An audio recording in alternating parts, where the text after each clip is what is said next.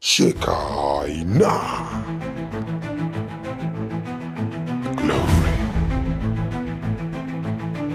Manifestation Ministry. Hebrews 4:12.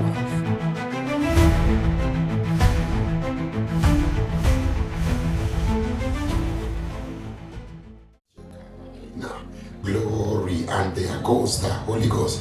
Hebrews 4:12, the blood of Jesus. And Jesus Christ said, it is finished, in the mighty name of Jesus Christ of Nazareth. Hallelujah. Karibuni sana tena watoto Shekinah mahali popote unatazama hii program siku ya leo. Hallelujah. Mimi ni wenu Pastor Emmanuel Ogino. Hallelujah. Shekinah Glory Manifestation Ministry. Mimi niko based in Eldoret City. Hallelujah. Nashukuru Mungu kwa hii siku ya leo. Hallelujah. Najua kwamba pia wewe mwenyewe anaendelea kukupambania na anaendelea kukupigania. Hallelujah. Najua kwamba tuko kwa time nyingine pia kuweza kujiconnect na kazi ya Mungu na kuendelea ku-enforce jua ya kwamba uko na assignment kwa hii dunia kufulfill, na utafulfill tu assignment yako for the glory of God. Hallelujah. Na pia another thing ni ya kwamba pia wewe jitahidi. Hallelujah. Mtoto wa Mungu mahali popote huko, maybe ni kwa biashara yako. Hallelujah. Maybe ni kwa ndoa yako. Vile unajitahidi, Mungu pia ataweza kukusaidia zaidi. Hallelujah. Kwa sababu the word of God nasema penye nia pana njia. Hallelujah. Mahali kuna nia fulani, njia itapatikana. Hallelujah. Na najua kwamba tutaweza kuona kwa the word of God siku ya leo intention ya roho yako. Hallelujah. Intention zako je, ziko sawa? Ama intention za moyo wako je, ziko mbovu? Hallelujah. So lazima tuweze kuangalia hizi vitu zote as children of God. Hallelujah. So number ni 0757 588817 ndio unaweza tumia kuweza ku-raise your altars, na 0798843921 unaweza tumia kunitumia SMS. Hallelujah. Najua kwamba tutaweza kuomba pamoja. Ni one thing yenye ninakuelezea ni ya kwamba award ambayo mimi nimepatiwa na Mungu ya kwamba lazima tuweze kukubaliana. Hallelujah. Kukubaliana. In the word of God nasema kwamba watu wawili hawawezi tembea kama hawajakubaliana. Hallelujah. And so inakuwa ya kwamba kwa ile situation yenye uko ndani ama whatever the petition uko nayo mbele ya Mungu, hallelujah, kubaliana na mimi siku ya leo kwa maombi ambayo tunatenda. Mimi tunaenda kuomba, na from there yeye mwenyewe atahakikisha kwamba ame-restore for his own glory. Hallelujah. So number ni 0757588817, na hiyo ingine ni 079884 hallelujah 3921. Kama hujaokoka, hallelujah, na najua kwamba at the end of the program tutakuwa tunaomba na wewe pia, so that the will of God, the desire of what God wants for you iweze kutimia. Hallelujah.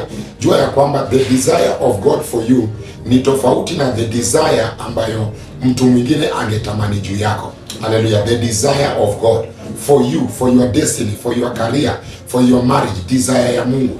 Hallelujah. Mungu ako na desire fulani. Kuna kitu anataka uweze kuattain. Hii business yako anataka inuke kiwango fulani.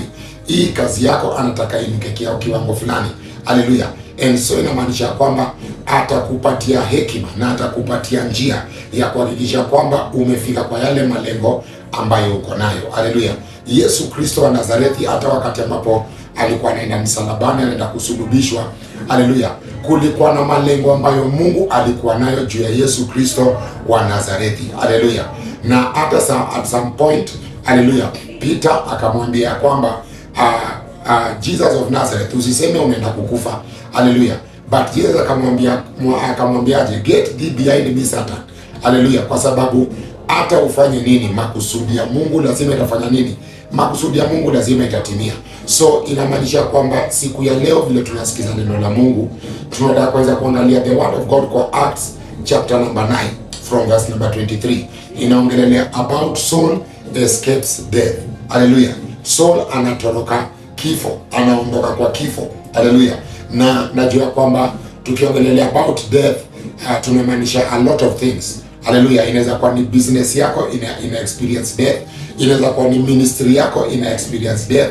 Inaweza kuwa ni there are areas ambayo unafilia kwamba things are not working. Hallelujah. And if things are not working, inamaanisha kwamba Mungu lazima provide a solution.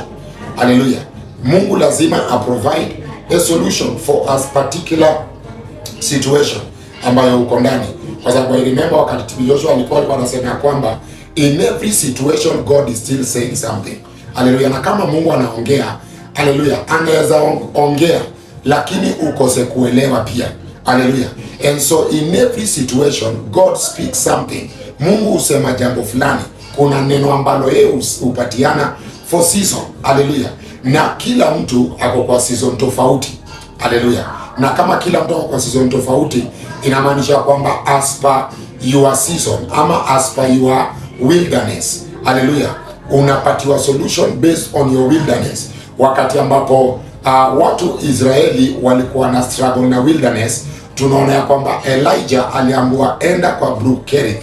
Haleluya. Pale utapata maji, na alipatiwa chakula na ravens. Haleluya. So hiyo ilikuwa ni the word the Lord was speaking to Elijah wakati wa wilderness, wakati wa kukaukiwa. Haleluya. So haijalishi mtoto wa Mungu kwa wilderness inakaa namna gani, haijalishi situation ya maisha na kupeleka namna gani, but one thing nataka ujue ni ya kwamba God still speaks something. Atasema jambo fulani concerning your situation. Haleluya. Atasema jambo fulani concerning hiyo kilio yenye umekuwa ukimlilia for a very long time. Haleluya. Maybe umekuwa ukilia, umelia mpaka machozi imeisha. Haleluya. But anasema kwamba baada ya dhiki kuna faraja. Haleluya. Mahali wakati ambapo kuna giza usiku, asubuhi pia hufika. Haleluya. Na wakati asubuhi imefika nani? Haleluya. Na unaambiwa pia ya kwamba wakati asubuhi inafika, giza iko totoro zaidi. Haleluya. The darkest moment ya morning ni wakati ambapo kunaenda kupambazuka kuanzia 6 kurudi nyuma. Haleluya. Kuanzia 3, 4, 5 mpaka 6. Haleluya. Unapata hiyo ndio the darkest time. Haleluya. Ya the night. Amen. It is the darkest time. Na pia unapata kwamba at that hour ndio time yenye baridi pia iko mingi tena zaidi. Haleluya. Hiyo ndio time unapata na mtu anapigwa baridi nyingine hujawahi elewa. Usiku mzima huko na baridi, lakini hiyo time, haleluya, baridi na kukutwanga. Haleluya. Na unapata kwamba every time, in every season, in everything, mtoto wa Mungu leo na encourage mahali popote na watch program, in everything and in every situation, Mungu huwa ananena jambo fulani. Mungu huwa anaongea jambo fulani. Haleluya. Ni wewe tu kualign na yeye na kualign na spirit yake uweze kujua ni nini Mungu anasema, ni maneno gani Mungu ananiambia kwa hii situation, kwa sababu tuko watu tofauti, tuko kwa levels tofauti, tuko kwa situations tofauti, tuko kwa mapito tofauti. Haleluya. Kwa sababu kila mapito unapitia pia iko based on what God alisema utakuwa. Haleluya. Mapito ya kila mtu kwa hii dunia, challenges ambazo una face as a child of God, iko based on what kile wewe mwenyewe kile Mungu alicreate wewe uweze kukua. Haleluya. Experience ya mtu mwingine haiwezi kwa the same na yako. Haleluya. So hiyo ni kitu moja lazima mtoto wa Mungu uweze kujua. Haleluya. So it is very important ya kwamba ile challenge ambayo Mungu ameallow in your life. Haleluya. Najua ya kwamba ni challenge ameallow based on what amekuita uweze kufanya. Haleluya. Amekuita uweze kufanya kitu fulani. Tuna the word of God inasema kwamba kuna wengine amewaita ni teachers of the word, kuna wengine ni pastors, kuna wengine ni evangelists, kuna wengine ni prophets, kuna wengine ni apostles. So unapata kila mtu anaenda as per his own direction. For example, tukiangalia in the word of God, tuangalie story ya Apostle Peter. Unapata kwamba Apostle Peter alipitia through rough times, alipitia through a hard challenge. Kwa sababu gani? Alikuwa anaenda kukua nini? Kukua a great leader. Alikuwa anaenda ku lead the 12 disciples. Hallelujah. So unapata kwamba jinsi ambavyo alikuwa handled na Jesus Christ na jinsi ambavyo John the Revelator alikuwa handled na Jesus Christ ni watu wawili tofauti, kwa sababu assignment yao ni mbili tofauti. Kila mtu ako na assignment yake. Hallelujah. Na but wako na mwalimu mmoja. Haleluya. Mwalimu ni moja lakini assignment ni tofauti. So unapata kwamba Apostle Peter based on his assignment, unapata challenges zake zilikuwa mingi kwa sababu ya kukuwa apostle. Na unapata kwamba John pia the Revelator pia yeye mwenyewe mapito yake haikuwa rahisi, kwa sababu unapata kwamba kama Peter angechukuliwa aingizwe ndani ya mafuta, unapata kwamba yeye angeteketea na angechomeka na akufe. Haleluya. But unapatia kwamba John the Revelator hata wakati aliingizwa ndani ya mafuta unapatia kwamba hakuteketea. Kwa sababu gani? Everything yenye alipata from Jesus Christ ilikuwa based on what he was going to achieve at the end of the day. Alikuwa assigned ya kuweza kuandika the book of Revelation. Hallelujah. And so unapatia kwamba Apostle Peter alikuwa assigned kuweza kupreach those two chapters. Hallelujah. First Peter, Second Peter. But kuna other books ambazo pia kwa ameandika kidogo kidogo in the scripture. Hallelujah. So unapatia kwamba based on your situation, Mungu atakuongelesha based on that situation, kwa kile kitu ambacho anataka uweze kuachieve at the end of the day. Tukiangalia Apostle Paul, tunapatia kwamba Apostle Paul at some point aliua watu wengi sana, na venye aliua watu wengi na akadhulumu watu wengi kila mahali, tunapata kwamba pia Apostle Paul on the other side, a time came for him. Na haleluya, na wakati time yake ilifika, the word of God anatuambia kwamba Jesus alimchapa lightning pia. Haleluya. Na wakati alipoona ile mwangaza, tunaambiwa kwamba alikuwa kipofu.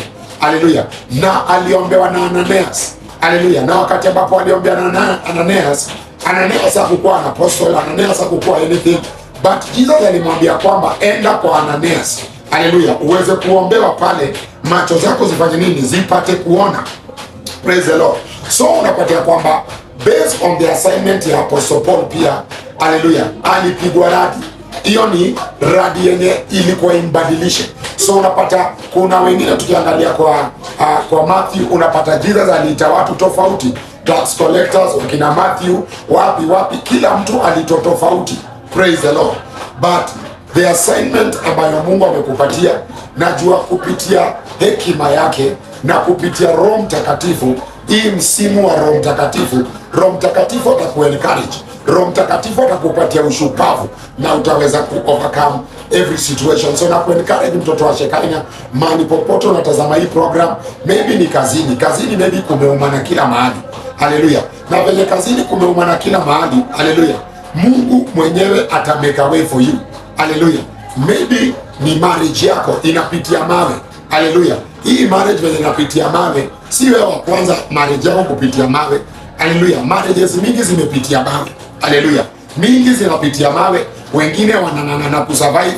Haleluya. Wengine wanaendelea kusurvive. Hii yote ni by the grace of God. Haleluya. And so kwa any situation ambayo unapitia, mtoto wa Mungu, leo ninakuencourage through this word in Acts chapter number 9 from verse 23, na pia tutaweza kuangalia pia Psalms chapter 23 pia. Haleluya. Na najua kwamba at the end of the program utaweza kupata utaweza kupata kukuwa encouraged. Haleluya. Haijalishi ni nini shetani anafanya. Haleluya. Haijalishi ni nini zinafanyika. Haleluya. But kile iko ni kitu moja, ni ya kwamba Mungu atakuelekeza, na hiyo situation yenye inaka impossible itakuwa possible for his own glory. Jua ya kwamba at the end of the day, all glory, all honor must go back to him. Haleluya. Lazima kila kitu irudie. So tukienda pale kwa the word of God kwa Acts chapter 9, Acts chapter number 9 from verse number 23, the word of God nasema kwamba, now after many days were passed, the Jews plotted to kill him.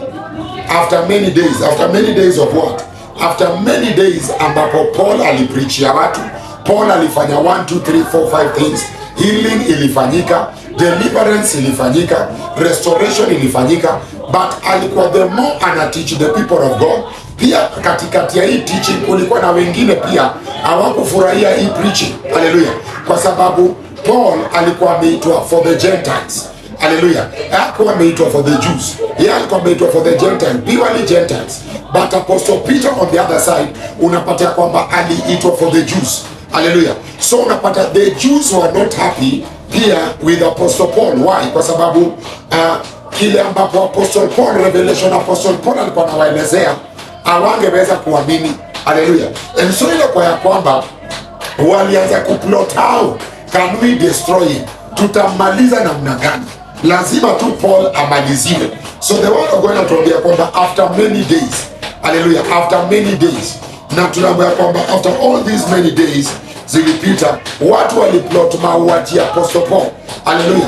Inamaanisha kwamba hata mahubiri yako sio kila mtu atakubaliana naye It is supposed to be like that. Hallelujah. Inamaanisha kwamba hata kuimba kwako, si kila mtu atakubaliana na kuimba kwako. Kuna mtu mwenye utapata anaimba na sauti ya bass, kuna mwingine anaimba na soprano, kuna mwingine anaweza imba lakini anakaa kama anaenda off key. Haleluya. Na hivyo tu ndo unapata kwamba hivyo ndo venye ameumbwa na hivyo ndo venye anaimba tu. Haleluya. Kuna watu wenye unapata kwamba wakianza kuimba wanaimba off key. Haleluya. But unapata kwamba as time goes by, haleluya, watu wataweza kufanya nini? Kuunderstand huyu mtu anakuanga hivi. Praise the Lord. So unapata kwamba wakati ambapo kuna kitu ambacho Mungu anataka kutenda, haleluya, ama kuna njia Mungu anataka kumanifest, haleluya, utapata kwamba sio kila mtu atakukubalia. Pingamizi itainuka kila mahali, utachukiwa kila mahali. Haleluya. It is part of the journey. Jesus alikuwa ana heal watu, alikuwa ana deliver watu, alikuwa ana restore destinies. But the Pharisees and the Sadducees, pia wao wenyewe, they never liked it. Ukiangalia the word of God unapata kwamba Wafarisayo na Masadukayo kazi yao ilikuwa ni kutaka kuangalia, kazi yao ilikuwa ni kuweka macho, na wanataka kuangalia what will become of this Jesus Christ of Nazareth. So in other words, nasema nini? Ninasema kwamba maybe hii biashara yako, haleluya, watu wengi wanangojea kuona hii biashara itafaulu ama itaanguka. Jua ya kwamba kwa hii dunia kuna watu tofauti.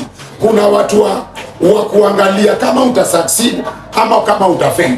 Ile siku yenye una succeed watasema tulijua huyu mtu angesucceed. Haleluya. Lakini kuna wengine pia wanaangalia ukifail, watasema huyu mtu pia tulijua ya kwamba this person had to fail.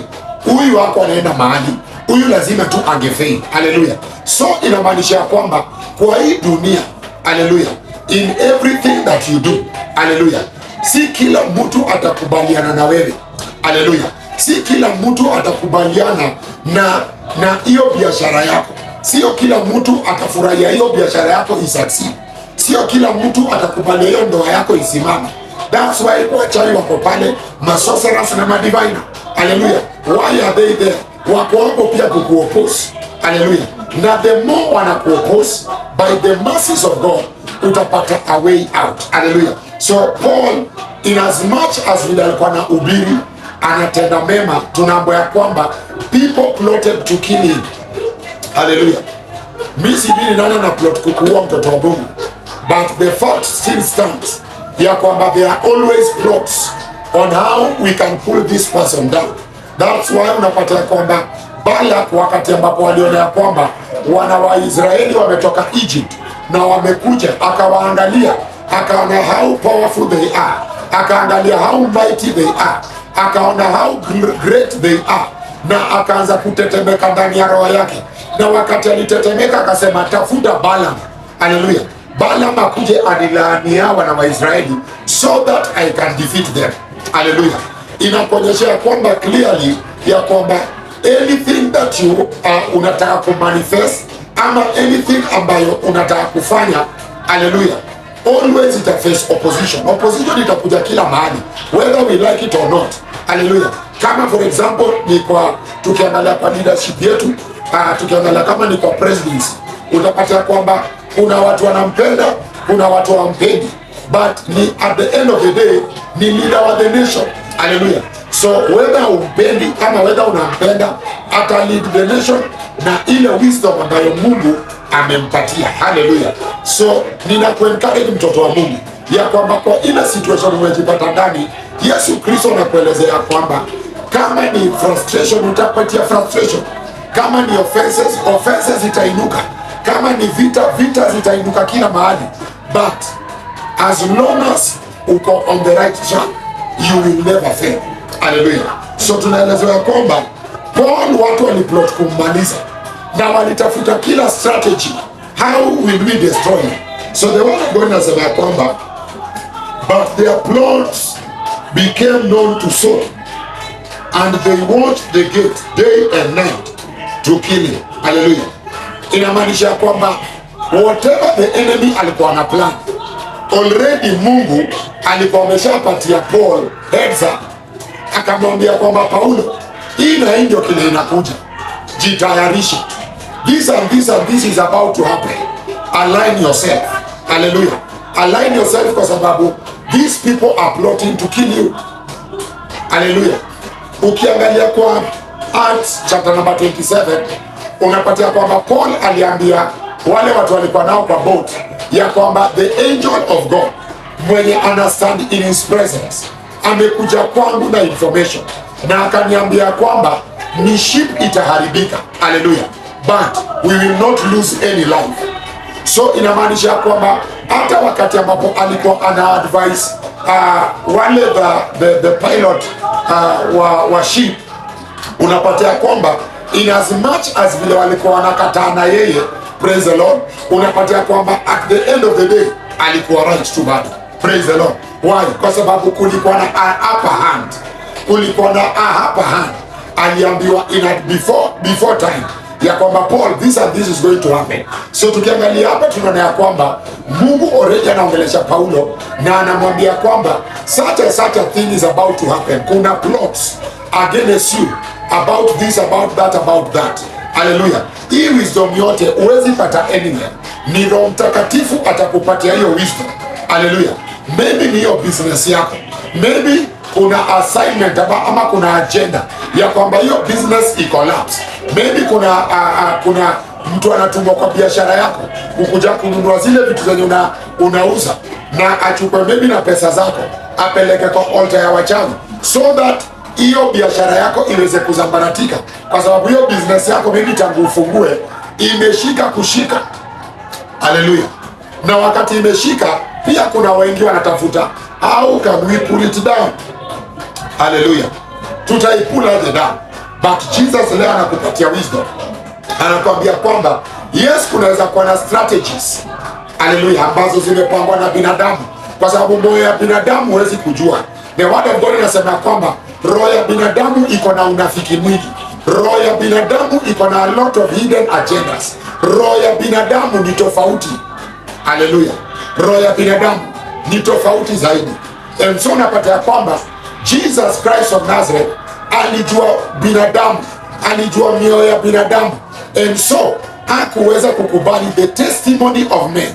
Kwa sababu gani? He knew their hearts. Hallelujah. Mioyo ya binadamu iko very funny. Hallelujah. Moyo wa binadamu inaweza kuwa na so many hidden agendas. Hallelujah.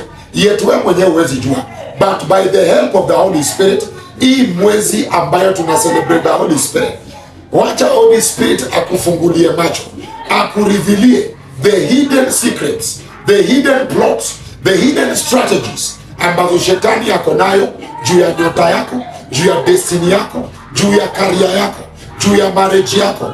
Wacha Mungu akupatie wisdom, hallelujah, on how to overcome it for the glory of God. So tukiangalia story ya Paul, tunaona ya kwamba Paul alikuwa anaendelea kufanya business yake, yet there were people that were also not happy with the business ambayo Paul was doing. So the word of God atuambia kwamba and they watched the gates day and night to kill him. Wanaangalia everywhere, they are looking at the gates, they are watching at the gates. Hallelujah. Atatokea wapi? Atapitia wapi? Ataponyokea wapi? Hallelujah. Yet tunapata the Holy Spirit of God ni Mungu wa wisdom. Hallelujah. Ako na many ways ya kuweza kuwapanya. Ako na many ways ya kuweza kukubariki. Ako na many ways ya kuweza kukushift. Ako na many ways ya kuweza kukufanya umanifest for his own glory, for his own agenda. Jua ya kwamba Apostle Paul alikuwa kwa assignment. Hallelujah.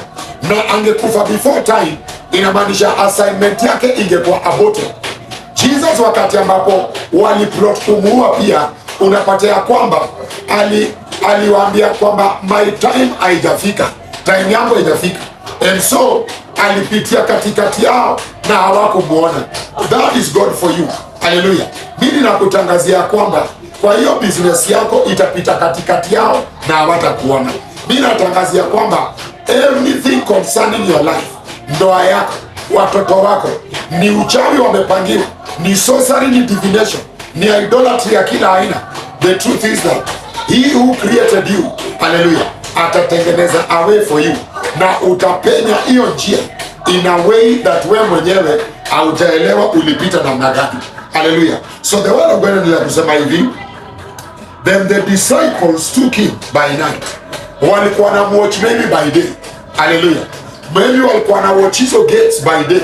Walikuwa na watch hizo gates maybe pia by night. Wakijiuliza na huyu Paul atatoka kwa hii nyumba namna gani? Hallelujah. But kwa sababu Mungu alikuwa na kusudi juu ya Paulo, hallelujah, alitumia wanafunzi wake, alitumia the disciples ambao walikuwa na nacha, na wakamwambia this is the way out. Hallelujah. This is the way out. Huyu ni Paul ambaye alikuwa ni mkubwa, but unapata ya kwamba kuna strategies ambayo Mungu alielezea wanafunzi wake. Hallelujah. Alielezea disciples wake. Hallelujah. Ambayo Paul hakujua nita escape hii trap namna gani. Hallelujah.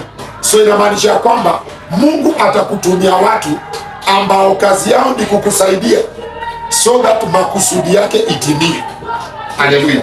Kusudi yake juu ya biashara yako, kusudi yake juu ya watoto wako, kusudi yake juu ya ndoa yako, kusudi yake juu ya finances zako, kusudi yake ya Mungu, kila kusudi alikuwa nayo juu yako.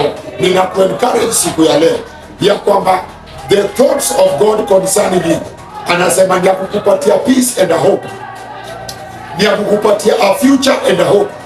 Mungu anataka kuona uko na a greater future. Mungu anapenda wakati una succeed. Mungu anataka kuona wakati una manifest, kwa sababu the word of God anasema ya kwamba by you manifesting, by you growing, by you doing great signs and wonders, his name is glorified. Hallelujah. Mungu apati utukufu wakati ambapo frustration imekukamata kila mahali. Praise the Lord. But wakati kuna manifestation, ili nisema Shekinah glory manifestation, wakati kuna manifestation ya Mungu, hallelujah, he is glorified. Mungu ako glorified in your manifestation. Jina linasema ya kwamba let your light so shine so that the whole world ione. Hallelujah. Na watu waambie baba yako, wa glorify baba yako wa mbinguni. Hallelujah. Wakati blind Bartimaeus macho yake ilifunguliwa, hallelujah, tunaambiwa ya kwamba wengi wali give glory to God. Hallelujah. Tunaambiwa pia ya kwamba wakati Jesus alianza kuperform miracle signs and wonders, kile ilifanyika ni ya kwamba glory yake ilionekana kila mahali. Alikuja akakuwa talk of the day, alikuja akakuwa talk of the town. Hallelujah. Na inamaanisha kwamba nyota yake venye ilianza kung'ara, there were those that glorified God. Hallelujah.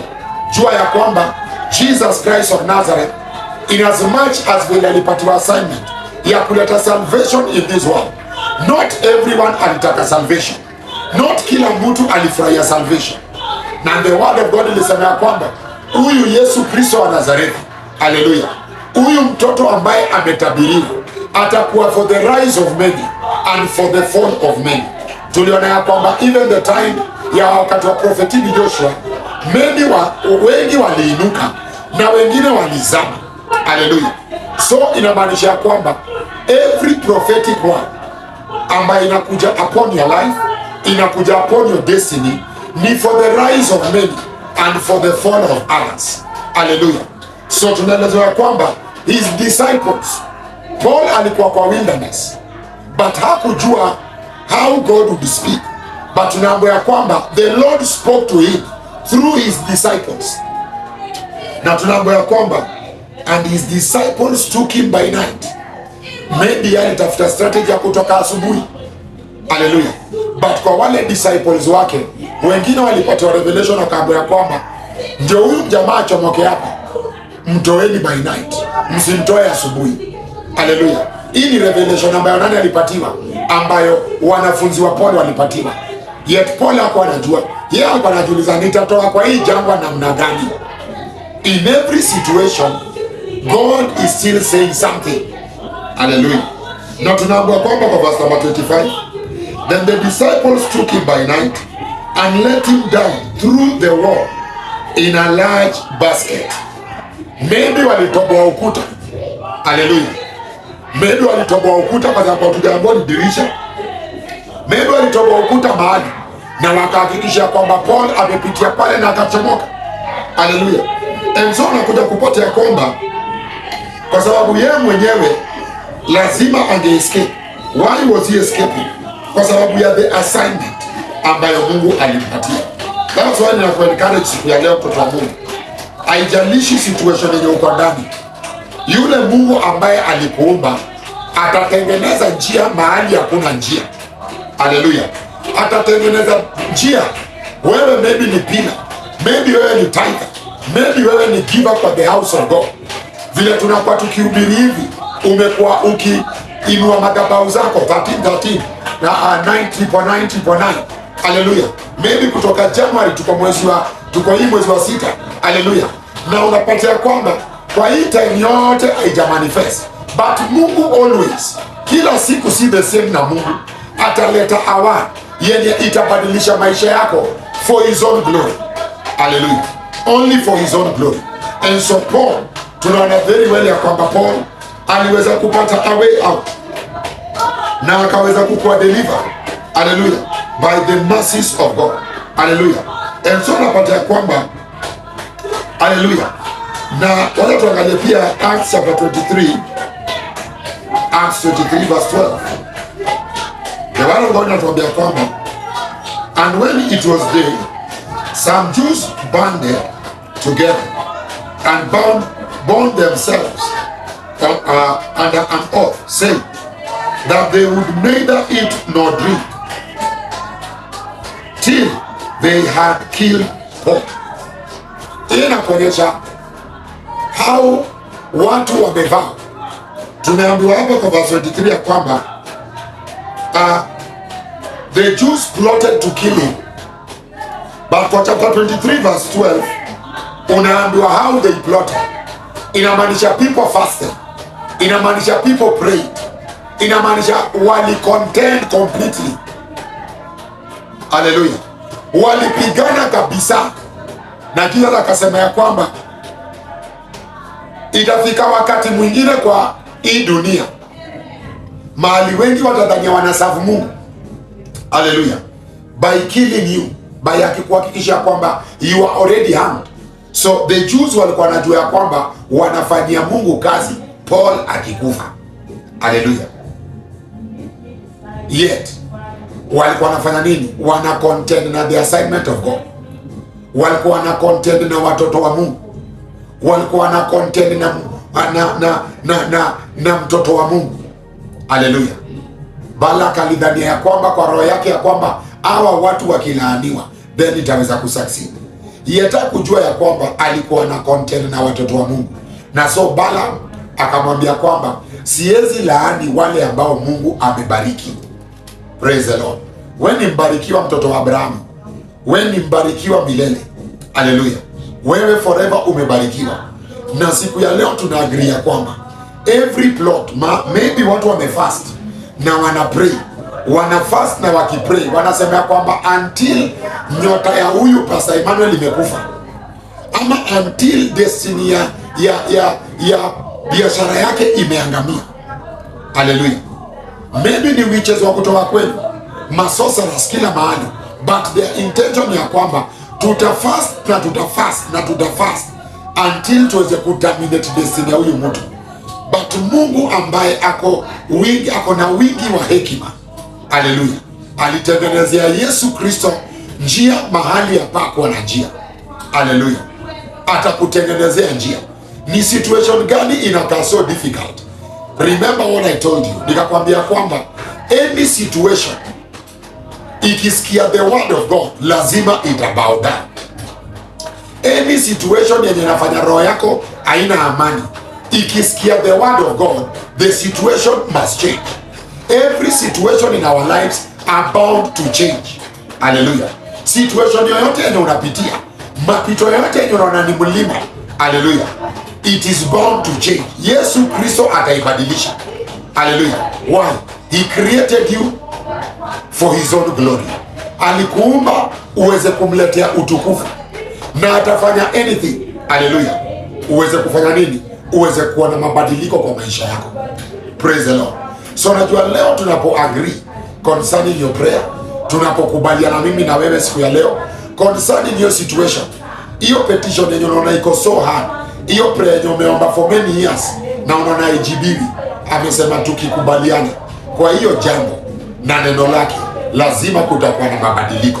Hallelujah. Why? Kwa sababu atakupatia wisdom. Ili neno la kuencourage wewe mtoto wa Mungu. Mimi sijui ni situation gani unapitia, but situation hiyo unapitia, it is bound to change. Whether the devil likes it or not, it is bound to change. Na itabadilika. Hallelujah. Hiyo situation yenye inakaa mlima, hallelujah, it is bound to change na itabadilika. Why? Kwa sababu he who sits on the throne ana desire kuona umemanifest for his own glory. Hallelujah.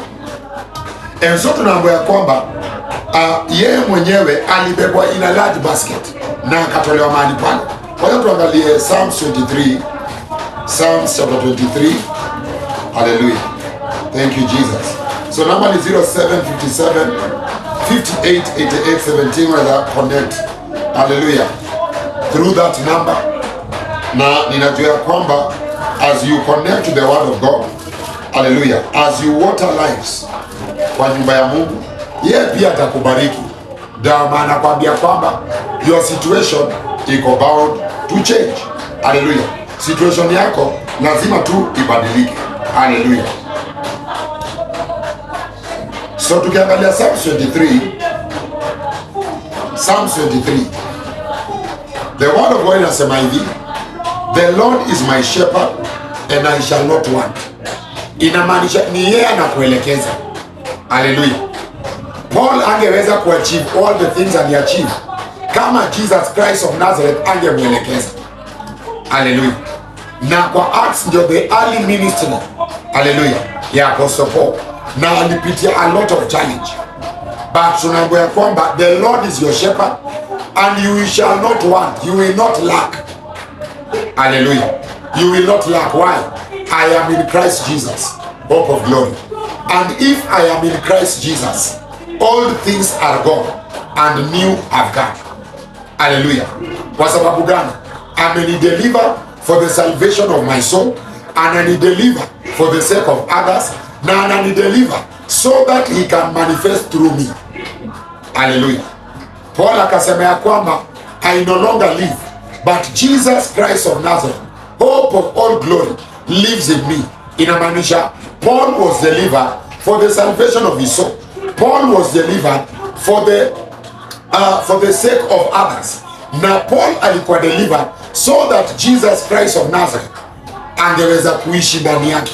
That's why kwa hiyo Corinthians, 2 Corinthians verse 16 amesema ya kwamba hii yote inafanyika so that wewe mwenye umekuwa delivered, you no longer live for yourself but you live for him.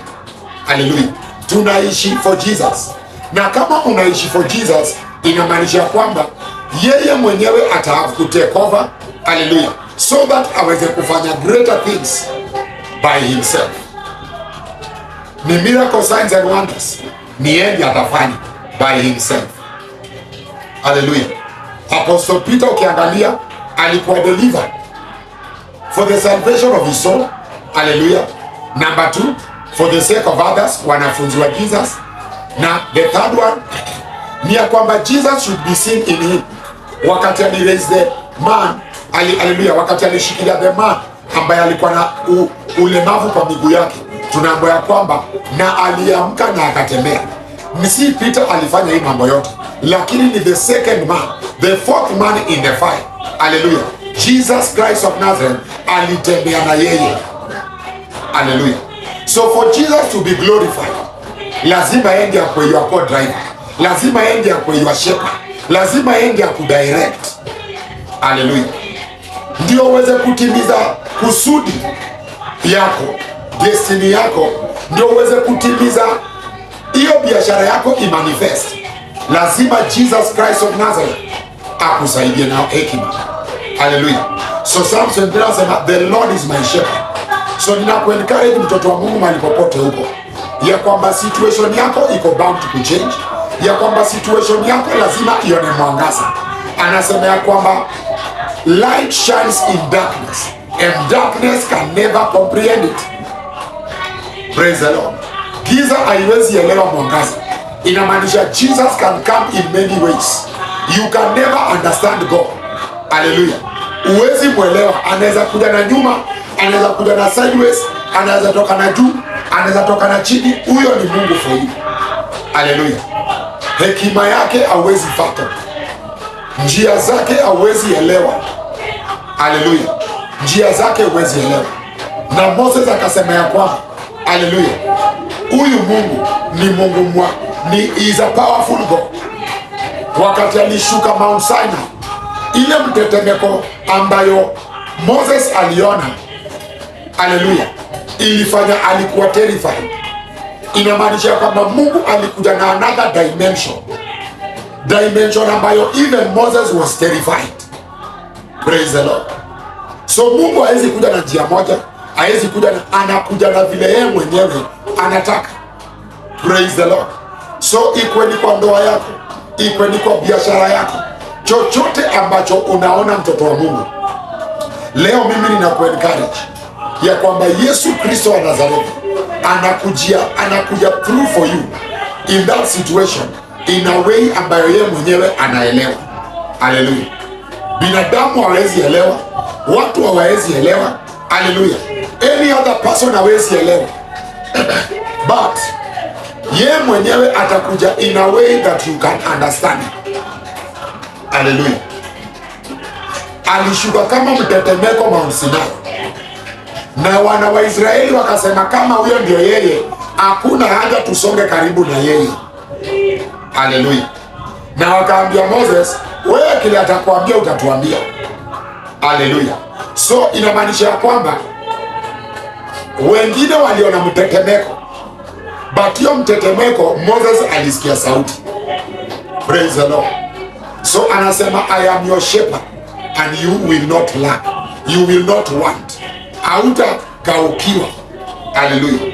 Anasema kwamba he makes me lie down in green pasture, he leads me beside the still waters, he restores my soul, he leads me in the path of righteousness for his name's sake. Atakukwamua kwa matope for his name's sake. Atakudeliver for his name's sake. Atamultiply kazi ya mikono yako for his name's sake. Not for the sake of others, I mean for the sake of any person, but for his own sake. Anasema kwamba utapitia hiyo racha, atakuvalisha righteousness for his own sake. Hallelujah. Na anasema kwamba though I walk through the valley of the shadows of death, though kuna premature death, though kuna altars umeinuliwa, though kuna sorcerers wanakutafuta usiku na mchana. Hallelujah. Though kuna projection ya jua, mwezi na nyota. Hallelujah. Hiyo vitu yote leo anakuencourage ya kwamba I will fear no evil. Hallelujah. Inaweza kuwa ni situation inakaa very fearful. Inaweza kuwa ni situation yenye inafanya the hearts of many to melt. Inaweza kuwa ni situation ambayo ukiangalia unashindwa utatoa usaidizi wapi. Hallelujah. Unashindwa utakuwa mgeni wa nani. But anakuambia kwamba hata in that fear, wakati shetani ametuma fear, wakati shetani ameproject evil yake yote na kila kitu, the Lord anakuambia kwamba, anasema kwamba for you are with me. Paul kama angekuwa na Jesus, Paul kama angesikiza Roho Mtakatifu, inamaanisha kwamba assignment yake ingekuwa aborted. Hallelujah. Assignment yake ingekuwa aborted. Na so pia mimi nakuencourage siku ya leo, pia wewe kuwa na Holy Spirit, pia wewe kaa na Mungu. Hallelujah. Na haijalishi situation yenye uko ndani, mtoto wa Mungu. Kwa sababu gani?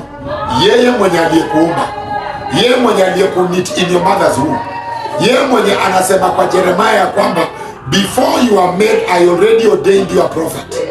Hallelujah. Utapata kwamba yeye ndiye atahakikisha biashara yako imesimama. Yeye ndiye atahakikisha kwamba, hallelujah, nyumba yako imesimama. atahakikisha kwamba fedha zako zinafanya kazi, atahakikisha kwamba nyota yako inang'ara, atahakikisha kwamba milango ilifungwa imefunguliwa. Haleluya! As long as ni yeye anakusaidia, hautawahi anguka. Haleluya! So tunaelezwa ya kwamba your rod and your staff they comfort me. Haleluya! Atakuprove. Haleluya! Mungu atakuprove based on your assignment. Atakunacha based on your assignment. Haleluya! Atakuprove based on your assignment ambayo ameordain for you. So amesema kwamba ndio miti itoe mazao, inamaanisha lazima hiyo miti ipruniwe, characters fulani lazima ziondolewe. Haleluya! So that uweze kukua ready for his work, ndio uweze kukua more efficient, ndio uweze kufanya vitu na hekima for his own glory. Haleluya! Anasema kwamba you prepare a table for me before in the presence of my enemies.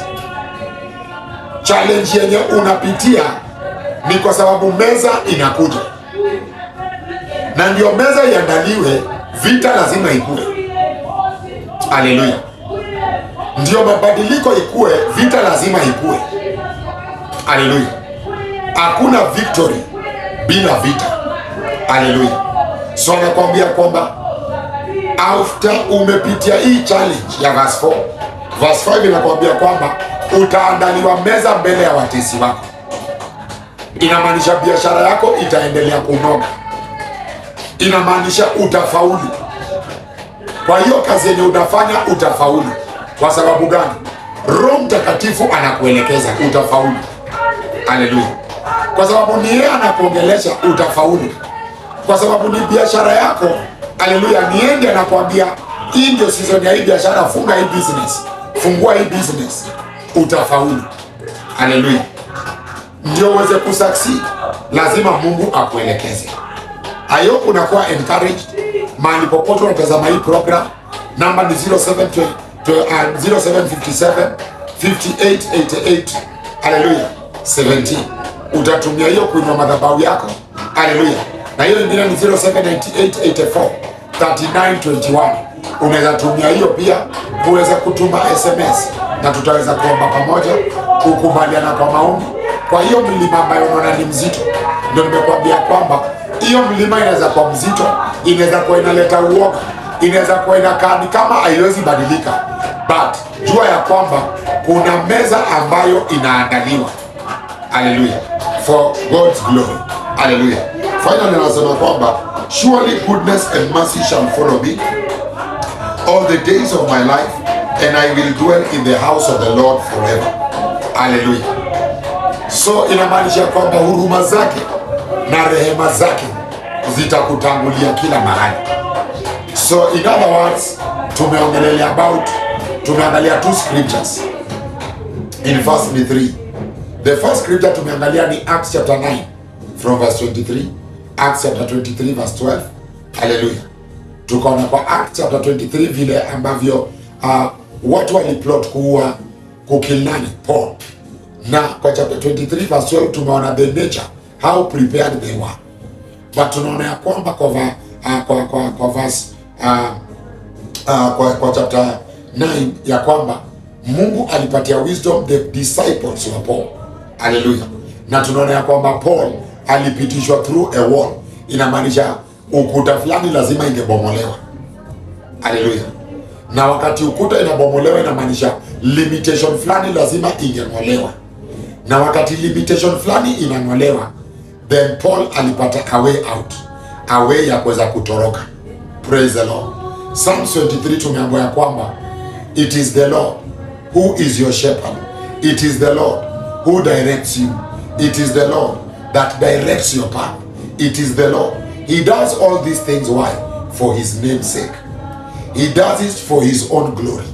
He does it so that utukufu wake iweze kuenea kila mahali. Hallelujah. Many were the challenges ambazo even Prophet TB Joshua alipitia, ambazo not everyone ingekuwa rahisi kwa kupitia, but now we are celebrating him, tukisema wow, huyu mjamaa alitenda great things. Jamaa alifanya 1 2 3 4 5. Haleluya. Tukiangalia tunasema alikuwa ni mtu wa great vision. Haleluya. Hizi vitu zote ni kwa sababu Mungu alimsaidia. Haleluya. So Yesu Kristo wa Nazareti akiwa mbele yako, Yesu Kristo wa Nazareti akikusaidia, Roho Mtakatifu akikuelekeza. Haleluya. Greater things will you do than the ones I have done. Vile Jesus anasema. Haleluya. Greater things will you do. Great exploits inakuja by the help of the Holy Spirit. Great exploits. Haleluya. Hauwezi exploit kitu mpya, huwezi innovate kitu mpya. Haleluya. Kama we mwenyewe maintain routine. Haleluya. Ni mpaka Roho Mtakatifu akwambia kwamba mtoto wangu, sasa hii hapa, ondokea hapa. Haleluya. Chomoa kwa hii biashara, ingia kwa hii biashara. Haleluya. Ama akwambie hii fasting umefast for 30 years. Ama umefast for one man at some particular time alikuwa amefast for 7 years. Haleluya. So unapata Mungu anakwambia umefast for a long time. Sasa badala ya kuendelea na fasting, acha fasting. Sasa sikiza kile ninakuelezea. Haleluya. Hiyo inaitwa exploit. Unafanya kitu mpya. Hizi vitu zote, hata services hapa Shekinah Glory, unapata zinafanyika mpya kila siku, kwa sababu Roho Mtakatifu analeta kitu mpya kila siku. Analeta innovation every day. Ana invent new things every day. Haleluya. And so inakuwa ya kwamba wakati anakuelekeza ni jambo gani hiyo ngumu ambayo Mungu hawezi. Ni situation gani hiyo Shekinah hawezi badilisha. Ni situation gani hiyo Shekinah hawezi ng'oa na hawezi bomoa. Ni nini hiyo imekupatia uoga, mtoto wa Mungu? Ni nini hiyo imekufrustrate, imekupatia sleepless nights? Haleluya. Yule ambaye aliyekuumba ako na uwezo, haleluya, ya kubomoa, ya kufungua na kukupatia mwelekeo. Haleluya. All for his own glory. Jua ya kwamba kila kitu inafanyika, it is not for man to glorify himself. It is not for us to boast. It is not for us kujipiga kifua na kusema haleluya, nimetenda hii na hii na hii na hii. Hapana. But it is for his own glory. Haleluya. Sisi wote ni workmanship wake. Haleluya. And so inamaanisha kwamba hii business yako akiinua, usijipige kifua useme ya kwamba ni mimi nimefanya hii na hii na hii na hii. Haleluya. But ni Jesus Christ of Nazareth. Haleluya. Mwenye anafanya nini? Anakuelekeza. So unajua kwamba neno la Mungu siku ya leo imekuinua. Neno la Mungu siku ya leo imebadilisha maisha yako. Imebadilisha vile unafikiria. Haleluya. Ya kwamba kwa kila situation God is still saying something. Kwa ile situation yenye uko currently, ndio maana amekupatia hiyo scripture siku ya leo ya kwamba usikufe moyo. Haleluya. Usikufe moyo, utashinda. Yeye ambaye alianzisha kitu nzuri juu ya maisha yako ataitimiza for his own glory. Haleluya. So Shekinah, my father, nina agree na watoto wako siku ya leo concerning the prayer request ambayo wako nayo. Wanapokuinulia hii madhabahu siku ya leo, Yesu wa Nazareti, mfalme wa wafalme, kwa maana hakuna kama wewe. Ulimtengenezea Paulo njia mahali hapakuwa na njia, na umetuelezea kwa Psalms 23 ya kwamba wewe ndio unatengeneza njia na wewe ndio our shepherd, na utatuelekeza kila mahali. Yesu wa Nazareti, my father and my God, ninakubaliana na watoto wako concerning mabiashara zao, concerning ndoa zao, concerning fedha zao, ya kwamba wamefunguliwa katika jina la Yesu Kristo. Biashara yako ifunguliwe, biashara yako ipate multiplication, biashara yako na ifunguliwe, upokee multiplication, upokee multiplication. Ndio hiyo meza iandaliwe, upokee multiplication. Ninatangaza multiplication, ninatangaza multiplication.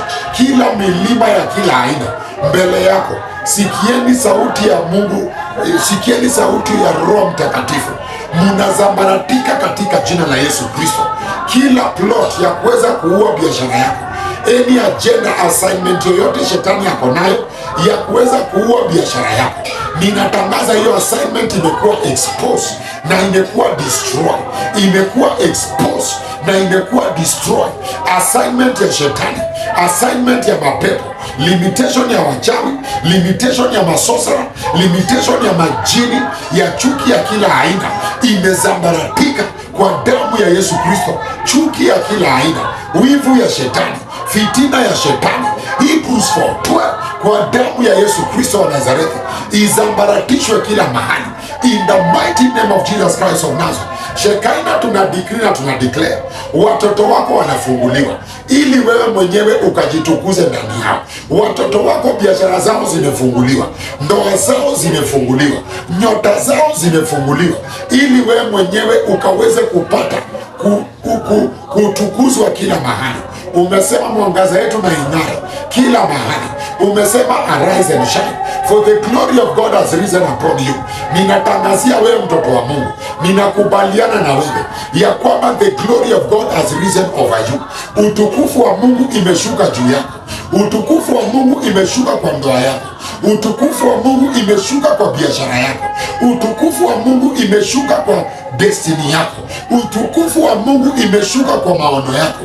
Utukufu wa Mungu imeshuka kwa maisha yako. In the mighty name of Jesus Christ of Nazareth, ninatangaza ya kwamba meza imeandaliwa. Ninatangaza ya kwamba meza imeandaliwa. Ninatangaza ya kwamba meza imeandaliwa. Katika jina la Yesu Kristo wa Nazareti tumeomba na kuamini. Amen and amen and amen. Hallelujah. So maybe haujaokoka, sema Bwana Yesu, naja mbele zako, mimi ni mwenye dhambi. Vuta jina langu kwa kitabu cha mauti, mahali nilitenda maovu, mahali niliongelelea watu vibaya, mahali nilibackstab. Oh Yesu wa Nazareti, mahali niliaccuse left, right and center. Siku ya leo ninatubu. Yesu wa Nazareti, nitakase kwa damu yako, nisafishe kwa damu yako, na unitengeneze niwe kiumbe kipya. Roho Mtakatifu, nielekeze kwa njia zako na unisaidie niweze kutimiza makusudi yako. Katika jina la Yesu Kristo tumeomba na kuamini, amen. So namba ni 0757 588817 na hiyo ingine ni 0798 843929 21, na utapata kubarikiwa. Shekana kubariki na kutendee mema katika jina la Yesu Kristo. Tuko hapa Tamarin Place, second floor. Umekaribishwa sana, na kama uko Nairobi tuko KPCU building 5th floor, na umekaribishwa tena zaidi. Haleluya, ubarikiwe na kutendea mema. In Jesus name I pray. Amen. Thank you Jesus. Shalom.